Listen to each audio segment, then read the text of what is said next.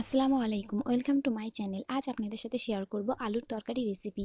জলখাবারে আপনারা রুটি, লুচি, পরোটা সবকিছুর সঙ্গে এই আলুর তরকারি তৈরি করে নিতে পারবেন। আসুন দেখে নেওয়া যাক কীভাবে তৈরি করছি। সবার প্রথমে এখানে আমি 50 গ্রাম পরিমাণে সরিষার তেল নিয়ে নিয়েছি। এর মধ্যে দিয়ে দিলাম 2টো তেজপাতা, দিয়ে দেবো হাফ চা চামচ পরিমাণে কালো জিরে। এবার কালো জিরে আর তেজপাতাটা আমি একটু 30 সেকেন্ডের মতো ফোড়ন দিয়ে নিচ্ছি। এখানে আমি সরিষার তেল ব্যবহার করেছি, আপনারা যদি চান তাহলে সাদা তেলও ব্যবহার করতে পারবেন। দেখুন খুব ভালো মতো 30 সেকেন্ড হয়ে যাওয়ার পরে এর মধ্যে দিয়ে দেবো টুকরো করে নেওয়া আলুগুলো ঠিক এভাবে আমি টুকরো করে কেটে নিয়েছি। দেখতেই পাচ্ছেন কীভাবে চৌকো করে টুকরো করে কেটে নিয়েছি।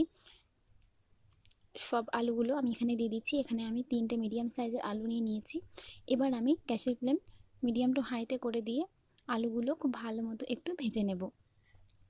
আলুর গায়ে হালকা একটু লাল লাল পরত আসবে, ঠিক এরকম করে আলুগুলো ভেজে নিতে হবে। ঠিক যেভাবে করে আমি আলুর তরকারি তৈরি করে দেখাচ্ছি একইভাবে আপনারাও জলখাবারে তৈরি করে দেখুন, আশা করছি ভালো লাগবে। খুবই সহজ রেসিপি। দেখুন হালকা একটু লাল হয়ে এসেছে আলুটা। এই পর্যায়ে এর মধ্যে দিয়ে দেবো 1 চা চামচ পরিমাণে লবণ, আর দিয়ে দেবো হাফ চা চামচ পরিমাণে লাল লঙ্কার গুঁড়ো, দিয়ে দেবো হাফ চা চামচ পরিমাণে হলুদ গুঁড়ো,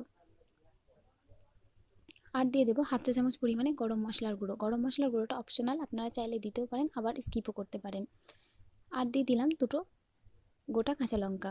খুব ভালো করে এবার আমি এই গুঁড়ো মশলাগুলো মিশিয়ে দিচ্ছি। খুব ভালো করে গুঁড়ো মশলাগুলো 1 মিনিট মতো একটু কষিয়ে নিতে হবে আলুর সঙ্গে। এখনও পর্যন্ত আমার চ্যানেলটা আপনারা সাবস্ক্রাইব না করে থাকলে অবশ্যই করে সাবস্ক্রাইব করে রাখবেন, পাশের বেল আইকনে ক্লিক করে রাখবেন। যখনই আমি নিত্য নতুন আর সহজ রেসিপি আপনাদের সঙ্গে শেয়ার করব, সেটা সবার আগে আপনাদের কাছে পৌঁছে যাবে। দেখতেই পাচ্ছেন খুব ভালো মতো 1 মিনিট আমি এটা কষিয়ে নেওয়ার পরে এর মধ্যে আমি পানি দিয়ে দিচ্ছি। এখানে আমি 1.5 কাপ পরিমাণে পানি দিয়ে দেব। যেহেতু আলুটা একটু হালকা করে ভেজে নেওয়া হয়েছে, কিছুটা পরিমাণে আলু সিদ্ধ হয়ে গেছে, বাকিটা আমি এই পানিটা দিয়ে খুব ভালো করে সিদ্ধ করে নেব।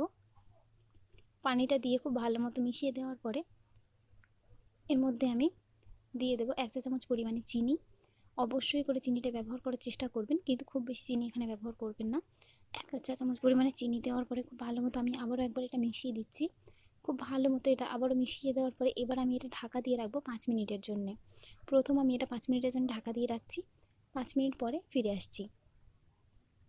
দেখুন 5 মিনিট হয়ে গেছে। 5 মিনিট পরে এবার আমি ঢাকাটা খুলে আলুটা একটু নাড়াচাড়া করে দেব। রেসিপিটি ভালো লাগলে অবশ্যই একটি লাইক করে দেবেন, কমেন্ট করে জানাবেন রেসিপিটা আপনাদের কেমন লাগলো। কে কে আপনারা এইভাবে বাড়িতে আলুর তরকারি তৈরি করে থাকেন সেটাও আমাকে জানাবেন। খুব ভালো করে আমি এটা আবার একবার নাড়াচাড়া করে দিলাম। দেওয়ার পরে আবারও আমি এটা ঢাকা দিয়ে দেব। ঢাকা দিয়ে আরও 5 মিনিট আমি এটা রান্না করে নেব। অবশ্যই করে মিডিয়াম ফ্লেমে রেখে আলুটা রান্না করে নিতে হবে। দেখুন 5 মিনিট হয়ে গেছে, আমি ঢাকাটা খুলে দিলাম।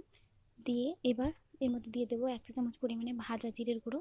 জিরের গুঁড়োটা দিয়ে খুব ভালো করে এবার আমি মিশিয়ে দিচ্ছি। দিয়ে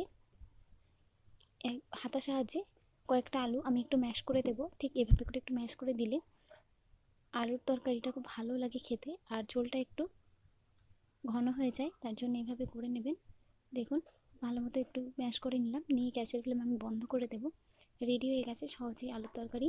ঠিক যেভাবে করে আমি দেখিয়েছি বাড়িতে তৈরি করে দেখবেন, করতেও সময় খুব বেশি লাগে না, আর খুব সহজ তৈরি করে নেওয়া, খেতেও খুব ভালো লাগে। কেমন হয়েছে অবশ্যই জানাবেন। দেখুন আমি দেখিয়ে দিচ্ছি আলু তরকারিটা ঠিক কেমন হয়েছে সম্পূর্ণ।